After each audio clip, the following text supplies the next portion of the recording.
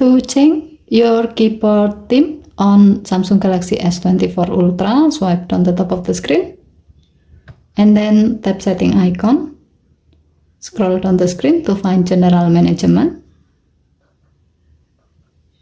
Tap General Management and then tap Samsung Keyboard Setting.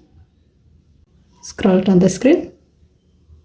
Under Style and Layout section, tap Theme.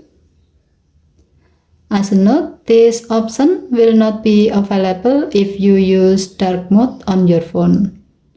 Now you can select the desired theme you like to use for the keyboard.